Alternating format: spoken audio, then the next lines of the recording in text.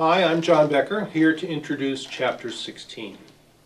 Chapter 16 is titled Planning Estates that Involve Farm or Forest Land, Strategies and Applications.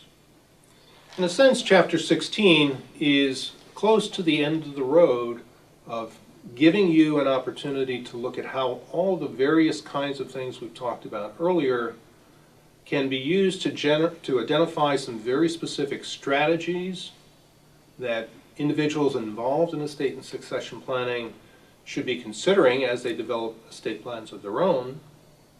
And then secondly, give you the opportunity to look at the application of those particular concepts and ideas to a variety of different situations.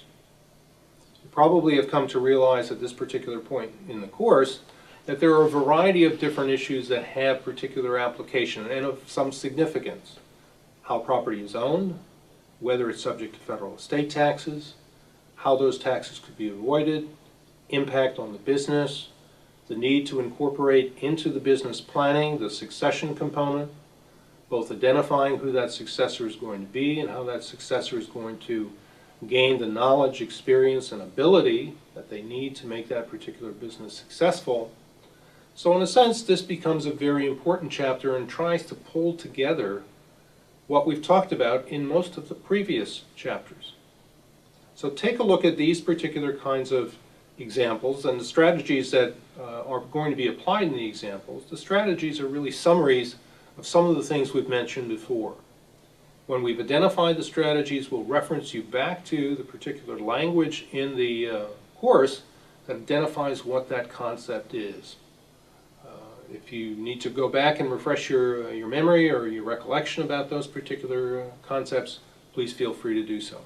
It'll help you, I think, when you get to the point of understanding the application of those concepts to the problems and situations that we've described for you. As we look at each of the problem situations, we're going to give you some discussion in terms of what a typical approach or response to that situation might be.